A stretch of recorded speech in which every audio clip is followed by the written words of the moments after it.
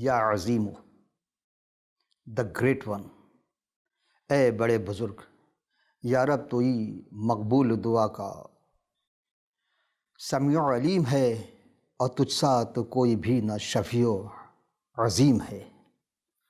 اعوذ باللہ السمیع العلیم، بسم یا عظیم رب العالمین۔ وعد اللہ الذین آمنوا وعملوا الصالحات لہم مغفرۃ واجر عظیم۔ صدق اللہ العلی العظیم۔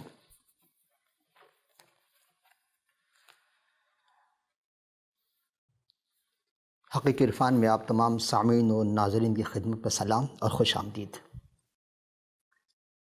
اعزان محترم، تمام تعریف و حمد و ستائش اس رب العالمین کے لیے، اس عظیم المرتبت ذات کے لیے ہے جو پورے کائنات کا خالق و مالک ہے۔ شکر گزار ہوں کہ اس نے آج ہمیں ایک نئے عنوان کے تحت اپنے ذکر کے لیے دوبارہ ہمیں حاضر کیا۔ حقیقی عرفان میں اسماء الحسنہ یعنی مظہر صفات خداوندی میں آج جس اسم کا ہم ذکر سیکھنے جا رہے ہیں وہ ہے یا عظیمو، اے بزرگ برتر، بہت بڑے بزرگ۔ اور یہ جو آیہ کریمہ ہے سورہ پارہ 6 سورہ مائدہ 5واں سورہ ہے اور آیت نمبر 9۔ وعد اللہ الذین آمنوا وعملوا الصالحات، جو لوگ ایمان لائے اور نیک عمل کرتے ہیں رہے، لہم مغفرۃ واجر عظیم، ان سے اللہ نے وعدہ فرمایا ہے کہ ان کے لیے بخشش اور اجر عظیم ہے۔ اعزان محترم، اجر عظیم یعنی بہت بڑا اجر ہے۔ عام طور پر لوگ ثواب کو بھی، اجر کو بھی ثواب کے نگاہ سے دیکھتے ہیں۔ دیکھیں، اجر اور ثواب میں فرق ہے۔ ثواب انسان لالچ کے تحت کرتا ہے اور اجر میں کوئی لالچ نہیں ہے، وہ خالصتاً اس خدائے وحدہ لا شریک کے لیے کی جاتی ہے۔ عزیزم، ہم دیکھتے ہیں کہ پورے قرآن شریف میں یہ جو اسم صفات الہیہ عظیم ہے وہ تقریباً 85 مقام پر اور کتاب مقدس میں 32 مقام پر ہے۔ چونکہ اس کے لیے مختلف الفاظ استعمال ہوئے ہیں، لیکن عظیم جہاں آیا ہے وہ ہے 32، اور اس کا جو مادہ روٹ ہے وہ عظم ہے، عین ظا میم۔ فیروز اللغات صفحہ 898 کے مطابق عظیم کے معنی عربی صفت میں ہے کہ بڑا، کلاں، بزرگ، سخت اور نہایت۔ ہم جس عظیم کا ذکر کرنے جا رہے ہیں اس کو کیسا ہونا چاہیے اور اس کے متعلق ہم کیا معلومات سیکھنا چاہتے ہیں۔ جس عظیم کے بارے میں کہہ رہے ہیں وہ نقلی نہیں بلکہ وہ اصلی عظیم ہے۔ اور عزیزم، عظیم کیا کسی کا نام عظیم ہونے سے وہ عظیم ہو جاتا ہے؟ ہرگز نہیں، بلکہ عظیم کو خود پروردگار جو عظیم ہے وہ جس کو چاہتا عظیم کرتا ہے۔ اور عظیم جو ہوتا ہے وہ خود غرض نہیں ہوتا ہے، بے لوث ہوتا ہے۔ عظیم عارضی نہیں بلکہ دائمی ہوتا ہے اور وہ ایک ہی ذات ہے۔ اسی طرح ہم دیکھتے ہیں کہ ایک لفظ ہے عظیم الجثہ، عظیم الجثہ، یہ عربی صفت میں آتا ہے، اس کے معنی موٹا، فربا یا جس کے قد و قامت بہت بڑے ہوں۔ اسی طرح عظیم الشان، اس کے دو معنی ہیں عربی میں، ایک ہے بڑی شان و شوکت والا اور دوسرا ہے کہ قدر والا، بہت بڑا یا طاقت والا، رتبے والا، اس کے لیے بھی استعمال ہوتا ہے۔ تو وہ ذات جو قدوس ہے وہی ذات عظیم ہے، وحدہ لا شریک ہے، اور وہ ایسا عظیم ہے کہ ہر زمانے کے لیے عظیم ہے۔ ایسا نہیں کہ ماضی میں نہیں تھا اور وہ مستقبل میں نہیں ہوگا، حال میں نہیں، اس کے پاس تمام چیز جو ہے، حال، ماضی، مستقبل ہم انسان کے لیے ہے، اس کے لیے تمام حال ہی حال ہے اور ہر زمانے میں عظیم ہے، اور ایسا عظیم ہے کہ اس جیسا کوئی عظیم نہیں، اس کا کوئی مقابلہ نہیں کر سکتا۔ ایسا ہم دیکھتے ہیں کہ عظیم جب وہ چاہے جس کو چاہے عظیم بنا دے، جو عظیم ہوتا ہے وہ عظیم ادنا کو عظیم بنا دیتا ہے، اور وہ یہ اپنی اپنی قسمت ہے، اپنے اپنے مقدر کی بات ہے۔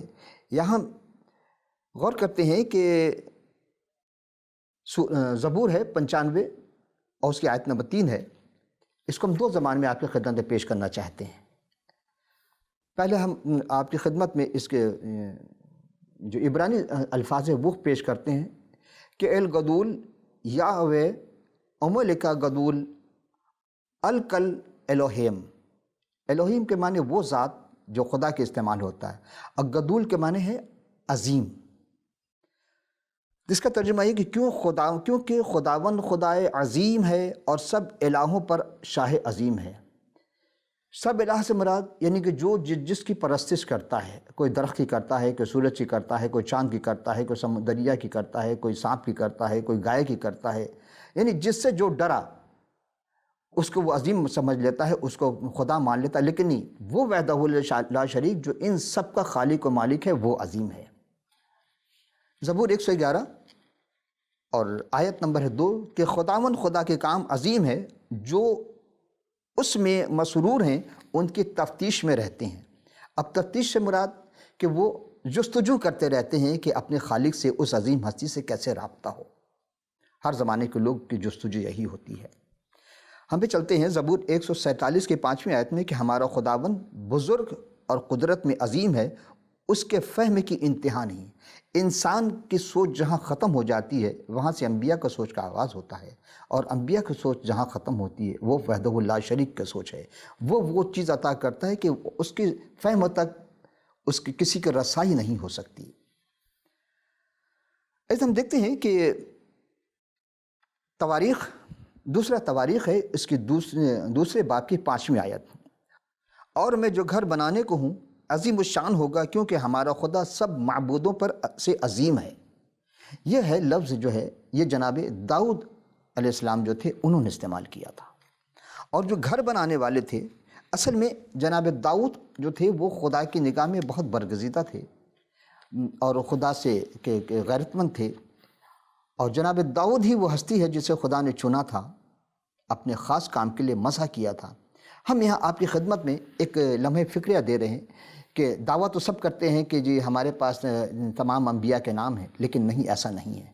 آپ قرآن میں 50 سے زیادہ انبیاء کا نام نہیں گنا سکتے، اور ہمارے پاس جو کتاب مقدس ہے اس میں تمام انبیاء کے نام ملیں گے کہ تو ہزاروں پر شفقت کرتا اور باپ دادا کی بدکاری کا بدلہ کے بعد ان کی اولاد کے دامن میں ڈال دیتا ہے، جس کا نام خدائے عظیم یا قادر رب الافواج ہے۔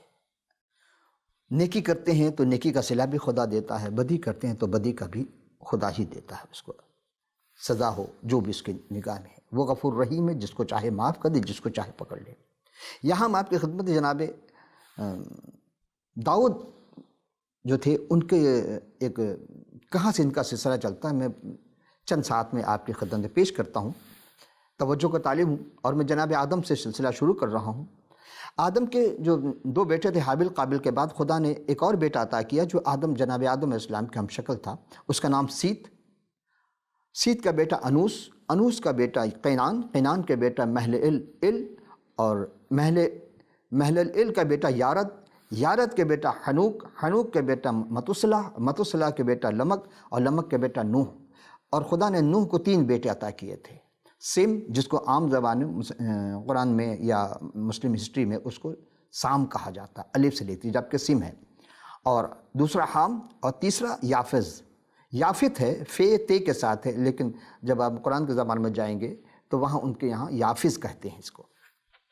عزیزو، جناب سم کے جو فرزند ہوئے ان کا نام ہے ارفقسد، اور اس کے بعد ان کا بیٹا صلح کے بیٹا عبر، اور عبر کے بیٹا فلج کے بیٹا رعو کا بیٹا سروج کا بیٹا نحور کے بیٹا تاراح۔ یہ تاراح جو تھے جناب ابراہیم کے والد محترم تھے، اور جناب ابراہیم کو خدا نے 2 فرزند عطا کیے تھے، ایک سارہ کی جو لونڈی تھی جن کا نام ہاجرہ تھا، ان سے اسماعیل ہوئے، اور دوسرا جناب سارہ کی جو خدا نے اولاد عطا کی تھی ان کا نام اسحاق، اور اسحاق کو خدا نے پھر 2 بیٹا عطا کیا تھا، ایک عیسو اور دوسرا اسرائیل یعنی یعقوب نام تھا۔ عزیز ہم یہاں غور کرتے ہیں کہ جناب یعقوب یعنی جس کو اسرائیل کہا جاتا ہے ان کو خدا پروردگار نے 12 بیٹے عطا کیے تھے۔ پروردگار عالم نے ان کو جو اولاد ہیں وہ 4 سے ہوئی تھیں، 2 کنیز تھیں اور 2 جو تھیں وہ زوجہ تھیں ان کی۔ پہلے جو ہے لیت جو تھیں ان سے خدا نے 6 بیٹے دیے ان کو، روبن، شمعون، لاوی، یہودا، اشکار، زبولون، اور ایک بیٹی تھی دینا، اور دوسری جو زوجہ تھی راخیل، ان سے جناب یوسف اور بنیامین ہوئے۔ اور راخل کی جو لونڈی تھیں بلہا، ان سے جو 2 بیٹے ہوئے، ایک کا نام دان اور دوسرے کا نفتالی۔ اسی طرح لیہ کے جو لونڈی تھی زلفا، ان سے بھی خدا نے 2 بیٹے دیے ان کو، ایک کا نام جد اور دوسرے کا نام عاشر۔ لیکن ہم چونکہ جناب داؤد تک جائیں گے تو داؤد جو تھے جناب یہودا کے نسل سے تھے۔ خدا نے یہودا سے جو نسل دی، یعنی یہودا کے نسل میں جو آئے، ان کا بڑا بیٹا تھا فارس، فارس سے حسرون، حسرون سے رام، رام سے امنداب، امنداب سے نحسون، اور نحسون سے سلمون، اور سلمون سے پھر بعیس پیدا ہوئے، اور بعیس سے عبید، عبید سے یسی، اور یسی کے سب سے جو بیٹے تھے داؤد، جنہیں مسح کیا گیا تھا خدا کے حکم سے، اور خدا نے ان کو چنا تھا۔ اور یہ خدا کے وہ سورما تھے کہ ان پہ 2 طرح کی چیزیں تھیں ان کے پاس تھی، ایک تو قوت تھی، طاقت تھی، دوسری خدا نے ان کو نبوت دی تھی۔ اور اتنی طاقت تھی کہ انہوں نے اپنے زمانے میں جو سب سے بڑا سورما تھا جالوت، جیل جولیت کہتے ہیں لیکن قرآن میں اس کو جالوت کر کے کہتے ہیں، اور اسے انہوں نے فنا فی النار کر دیا۔ جاتی جولیت ہی وہ شخص تھا جس کو قرآن میں جالوت کہا جاتا ہے۔ اور داؤد اس وقت بہت بچے تھے، لیکن ہمت خدا نے وہ دی تھی، وہ حوصلہ عطا کی تھی کہ خدا نے انہی کے بیٹے کا نام سلمان ہوا۔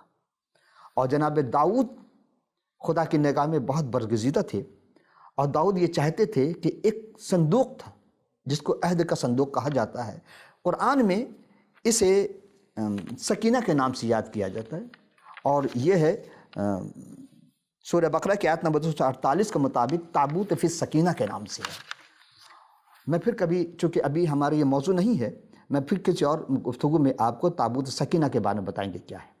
تو یہ جو جناب داؤد تھے یہ بہت فکر مند تھے، عہد کا صندوق ان تابوت فی السکینہ، اس کی بڑی فکر تھی ان کو، اور یہ ہیکل بنانا چاہتے تھے، لیکن خدا نے کہا تو نہیں بنائے گا بلکہ تیرا بیٹا سلمان بنائے گا۔ یہ جناب داؤد کہ خدا نے ان کو وہ عظیم قوت، عظیم ہمت، عظیم حوصلہ عطا کی تھی، اور انہیں جو بیٹا عطا کیا تھا سلمان، وہ بھی عظیم۔ عزیز، اب ہم غور کرتے ہیں کہ ایک آیت کی یہاں ہم دیکھتے ہیں کہ جناب یرمیہ نبی کا صحیفہ ہے، اور اس کی 45ویں باب کی 5ویں نمبر آیت ہے، اور کیا تو اپنے لیے امور عظیم کی تلاش میں ہے؟ ان کی تلاش چھوڑ دے، کیونکہ خداوند فرماتا ہے دیکھ میں تمام بشر پر بلا نازل کروں گا، لیکن جہاں کہیں تو جائے تیری جان تیرے لیے غنیمت ٹھہراؤں گا۔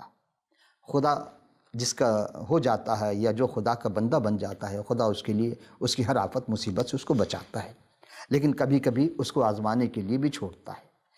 عہدے ایسے نہیں ملتے ہیں بلکہ آزمائش لازمی ہے۔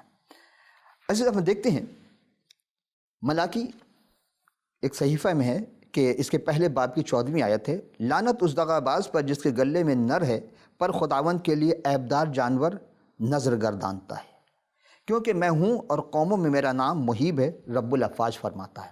دیکھیں یہاں عیبدار جانور سے کیا مراد؟ میں دیکھتا ہوں کہ بہت سارے لوگ عید قربہ، یہ جسے بقرعید کہتے ہیں یا عید الاضحیٰ کہتے ہیں، جانور لاتے ہیں لیکن وہ آختہ کیا ہوا ہوتا ہے، یعنی نر بھی نہیں ہے وہ اور مادہ بھی نہیں ہے، بلکہ وہ درمیانی شکل ہوتی ہے، اس کو آختہ کر دیتے، خصی کر دیتے ہیں، وہ خدا کی بارگاہ پیش کرتے ہیں۔ وہ کہتے ہیں جس کا گوشت بہت لذیذ ہوتا ہے، تو اس کا مطلب ہے گوشت کھانے کی نیت ہے، خدا کی بارگاہ میں نظر کرنے کی نیت ہے، اور ایک نیت ہی تو ہے جو اس کی بارگاہ میں پہنچتی ہے۔ عزیزو، اس میں بہت ساری باتیں ہم آپ کی خدمت میں پیش کرتے چلتے، لیکن یہ ایک آیت ہے سورہ یونس، 10واں سورہ ہے، اور اس کی آیت نمبر 64 ہے، لَهُ الْبُشْرَى فِي الْحَيَاةِ الدُّنْيَا وَفِي الْآخِرَةِ لَا تَبْدِيلَ لِكَلِمَاتِ اللَّهِ ذَلِكَ هُوَ الْفَوْزُ الْعَظِيمُ۔ ترجمہ ہے فتح محمد جالین صاحب کا، اور صفحہ ہے 272 میں، کہ ان کے لیے دنیا کی زندگی میں بھی بشارت ہے اور آخرت میں بھی بشارت ہے، اللہ کی باتیں بدلتی نہیں، یہی تو بڑی کامیابی ہے، یعنی خدا کی باتیں کبھی بدل نہیں، لا کلمۃ اللہ تبدیلا۔ اب کلمہ کیا ہے؟ پھر ایک اور آیت ہے، زحمت سماعت دے رہا ہوں آپ کو، اور یہ پارہ 27 سورہ واقعہ 56واں سورہ ہے، اور آیت ہے 95 اور 96، ان ھذا لہو حق الیقین فسبح باسم ربک العظیم۔ اس کا ترجمہ انہوں نے فتح محمد جالین صاحب نے اپنے صفحہ نمبر اسی سورہ میں کیا ہے صفحہ 767 میں، ان ھذا لہو الحق الیقین، یہ بات واقعی یقینی ہے، فسبح باسم ربک العظیم، اے نبی تو اپنے پروردگار عظیم کے نام کی تسبیح کرتے رہو۔ بالکل اسی سے تھوڑی سی تبدیلی کے ساتھ ایک اور آیت ہے جو ہے 29واں پارہ سورہ الحاقیہ، اس کے 70واں سورہ ہے، آیت نمبر ہے 51-52، وَإِنَّهُ لَحَقُّ الْيَقِينِ، وہاں ان ھذا لہو الحق الیقین، یہاں ہے انہ لحق الیقین، فسبح باسم ربک العظیم، فسبح باسم ربک العظیم، یعنی اور کچھ شک نہیں کہ یقین کرنے کے لائق ہے، سو تم اپنے پروردگار عظیم کے نام کی تسبیح کرتے رہو۔ یہاں سوال ہوتا ہے تسبیح کیا ہے؟ عزیزم ہم دیکھتے ہیں تسبیح وہ بات جو انسان کسی پریشانی میں ہوتا ہے، اور جب وہ پریشانی میں ہوتا ہے تو اپنی پریشانی کے نجات کے لیے کسی نہ کسی کے پاس، فقیر کے پاس، کسی درویش کے پاس، کسی اللہ والے کے پاس، کسی عالم کے پاس، یعنی جس سے جس کا تعلق ہوتا ہے اس کے پاس جاتا اور کہتا جی یہ پریشانی ہے بتائیں، تو وہ کوئی اسم کوئی آیت دے دیتے ہیں پڑھنے کے لیے، اس کو پڑھتے رہو، 1,00,000 دفعہ پڑھو یا 1,25,000 پڑھو یا 70,000، جیسی اس کی کوانٹٹی وہ بتاتے وہ پڑھنی پڑتی ہے۔ ایک زمانے میں بھی چونکہ اس طرف تھا تو میں بھی اس چیز کو آزماتا تھا کہ ساری جو ہے وہ بات ہماری کہاں اس آیت یا اس لفظ پر ہے، اس ذات وحدہ لا شریک سے عقیدہ ہٹ جاتا ہے۔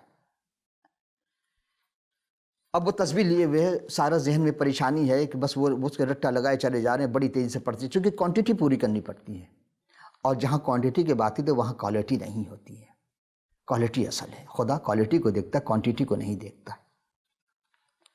اب ہم دیکھتے ہیں کہ اس تسبیح میں جو بھی چیز پڑھی جاتی ہے اس کا نتیجہ کیا نکلتا ہے، جا کے خدا رحیم ہے، غفور ہے، وہ خطاؤں کو معاف کرنے والی ذات ہے، وہ کچھ رحم کرتا ہر بندے پر، وہ سب پر رحم کرتا رہتا ہے۔ تو پھر کیا ہوتا ہے کہ اس رب عظیم جب دیکھتا ہے کہ اس کے اسم کی ذات کی صفات کی تسبیح پڑھی جا رہی ہے تو بہت مہربان ہوتا اور اس مسئلے کو اس کا حل کر دیتا۔ پھر کیا ہوتا ہے، وہ تسبیح کہاں اور وہ نمازیں کہاں اور وہ مصلی کہاں، ساری چیز پرے رکھ دی جاتی ہے، اور پھر وہی دنیا داری میں لوگ گھر جاتے ہیں۔ جبکہ عزیزم جب ہم دیکھتے ہیں تو جناب مسیح کی تعلیم سب سے مختلف ہم پاتے ہیں۔ کیوں؟ اس لیے کہ مسیح وہ ہستی ہیں کہ انہوں نے کبھی نہیں کہا کہ یہ پڑھو، یہ کر لو، توبہ کرو، استغفار کر لو، نہیں، وہ جو بھی بندہ اس کے ایمان کے مطابق دیتے تھے ویسی شفا مل جاتی تھی اس کو۔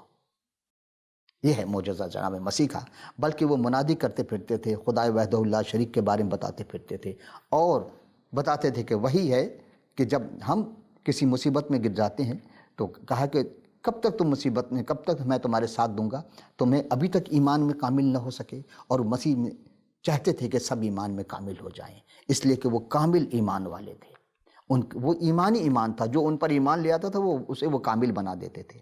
شروع میں تو دشواری ہوں گی، لیکن آگے چل کر خدا نے ان 12 شاگردوں کو وہ توڑا عطا کیا، وہ چیزیں بخشی جو پھر کسی کو نہیں۔ عزیزم آپ کا بیٹھنا عظیم، جب ایک کنویں پر بیٹھ گئے اور ایک سامری سے کہا، عورت سے کہا، پانی مانگا پینے کے لیے، تو اس نے کہا کہ تو یہودی ہے، تو اسرائیلی ہے، بھلا اس لیے کہ لوگ سامری لوگ ان کو پسند نہیں کرتے تھے، لیکن آپ نے کہا کہ تو اگر ہم سے پانی مانگتی تو میں تجھے زندگی کا پانی دیتا، اور آپ نے اسے ابد زندگی کا پانی مہیا کیا، آپ نے اس کے زندگی کے وہ راز افشا کر دیے جو اس کے شوہر سے متعلق تھی۔ وہ چونک جاتی، وہ اپنی آبادی میں جاتی، بلا کر لاتی، اور کتنے لوگ اس طرح ایمان لاتے ہیں۔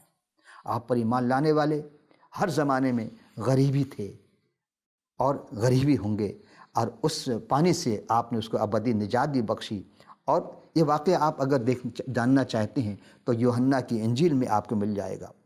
اسی طرح عزیزم ہم دیکھتے ہیں کہ ایک چھوٹے سے قد کا محصول لینے والا سردار زکئی اس کا نام تھا، اور کسی نے گھر پہ دعوت دی، اس گھر میں اس پہنچنے پر زکئی نے کیا کیا کہ اپنے مال میں سے آدھا مال غریبوں کو بانٹ دیتا ہے، اور جس نے اسے ناجائز لیا تھا اس کا چوگنا عطا کرتا ہے۔ یہ مسیح کا کمال ہے، یہ آپ کے ذات عظیم مرتبت ہونے کی شان ہے کہ جہاں اسی بہانے جناب مسیح نے ایک عظیم جملہ فرمایا تھا، ابن آدم کھوئے ہوئوں کو ڈھونڈنے اور نجات دینے آیا ہے۔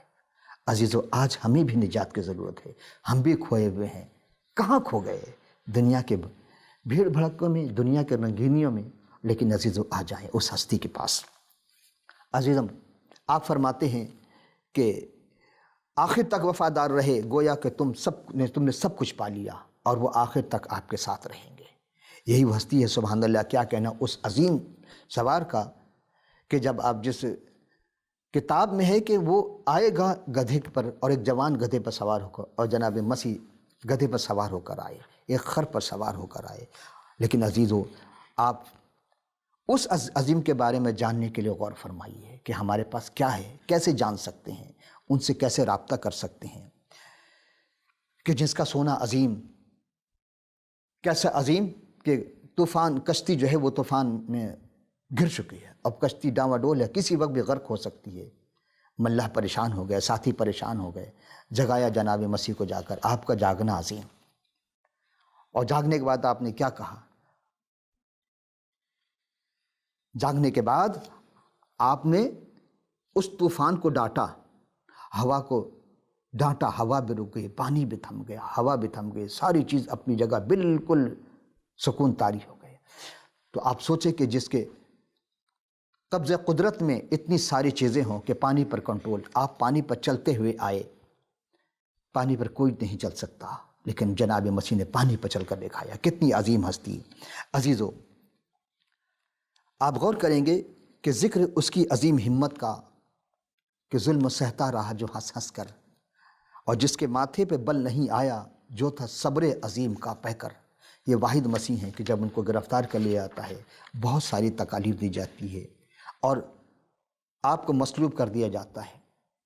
سورہ بقرہ آیت نمبر 210 میں ہے کہ کیا یہ لوگ اس بات کے منتظر ہیں کہ ان پر اللہ کا بادل کے سائبان میں نازل ہوا، یعنی خدا بادل کے سائبان میں اپنے فرشتوں کے ساتھ اتریں گے، اور تمام کام کر دیا جائے گا، اور سب کاموں کے رجوع کے لیے خدا ہی کی طرف سے ہوگی۔ تو اب سوچیں کہ قیامت میں آسمان سے کون آئے گا؟ خدا تو جسمانی لباس میں نہیں آ سکتا، تو تھا نہ کوئی جو جسمانی لباس میں آیا تھا، یعنی جناب مسیح جو آسمان پہ گئے وہی آسمان سے آئے گا۔ 30واں پارہ ہے، اما یتساءلون عن النبأ العظیم الذی ھم فیہ مختلفون کلا سیعلمون ثم کلا سیعلمون۔ یہ 4 آیتیں ہیں۔ یہ لوگ کس چیز کے نسبت ایک دوسرے سے پوچھتے ہیں، یعنی سوال کرتے ہیں؟ کیا اس بری خبر کے نسبت جس میں اختلاف کر رہے ہیں؟ وہ عنقریب دیکھیں گے، پس وہ عنقریب دیکھیں گے، یعنی قیامت جب ہوگی، اور جب آپ آئیں گے تو وہ سارے لوگ دیکھیں گے جناب مسیح کو۔ کس طریقے سے؟ اب ہم آپ کی خدمت میں اعمال کی کتاب ہے، اور اس کے پہلے باب کی ہم آخری زحمت سماعت آپ کو دے رہے ہیں، اور یہ آیت ہے 6 آیت سے، اور اس نے ان سے کہا، ان وقتوں میں میعادوں کا جاننا جنہیں باپ نے اپنے ہی اختیار میں رکھا ہے، تمہارا کام نہیں، لیکن جب روح القدس تم پر نازل ہوگا تو تم قوت پاؤ گے۔ یہ اس وقت کی بات ہے جناب مسیح جب دوبارہ زندہ ہوئے اور پھر اپنے شاگردوں سے ملے، اور آسمان پہ جانے سے پہلے کی باتیں بتا رہا ہوں۔ لیکن جب روح القدس تم پر نازل ہوگا تو تم قوت پاؤ گے، اور یروشلیم اور تمام یہودیہ اور سامریہ میں بلکہ زمین کی انتہا تک میرے گواہ ہوگے، یعنی کہ پوری کائنات میں لوگ، پورے زمین پر لوگ گواہ ہوں گے قیامت تک۔ یہ کہہ کر ان کے دیکھتے دیکھتے اوپر اٹھا لیا گیا، اور بدلی نے اسے ان سے نظروں سے چھپا لیا، اور اس کے جاتے وقت جب وہ آسمان کی طرف غور سے دیکھ رہے تھے تو دیکھو 2 مرد سفید پوشاک پہنے ان کے پاس آ کھڑے ہوئے، اور کہنے لگے، اے گلیلی مردو، تم کیوں کھڑے آسمان کی طرف دیکھتے ہو؟ یہی یسوع جو تمہارے پاس سے آسمان پر اٹھایا گیا ہے، اسی طرح پھر آئے گا جس طرح تم نے اسے آسمان پر جاتے ہوئے دیکھا ہے۔ عزیزو، ہم نے قرآن کی آیت پیش کر دی، اور انجیل کی سے بھی آیت پیش کر دی۔ اب ہمارا یہ کام اتنا ہے کہ ہم غور کریں، اس کتاب مقدس سے استفادہ حاصل کریں، اس کو مطالعہ کریں، چونکہ یقین کی منزل 4 طرح کی ہوتی ہے۔ عزیزم، کیا ہم ایمان سے یقین کے منزل پر ہیں کہ ہم مسیح کو، جناب یسوع المسیح کو آتے ہوئے دیکھ کر کے ان پر ایمان، اس وقت آنے سے پہلے ہم ایمان نہ لے آئیں، چونکہ جب آئیں گے تو عدالت کا دن ہوگا۔ اس عظیم ہستی کے بارے میں آپ کوئی بھی سوال آپ کے ذہن میں ہو تو آپ ہمیں اسکائپ پہ ٹیلی فون کے ذریعہ یا ای میل کر سکتے ہیں. ہم آپ کے سوال کے منتظر ہوں گے. آئندہ نشست کے لیے پھر حاضر ہوں گے. اس وقت تک کے لیے اجازت. خدا حافظ و ناصر.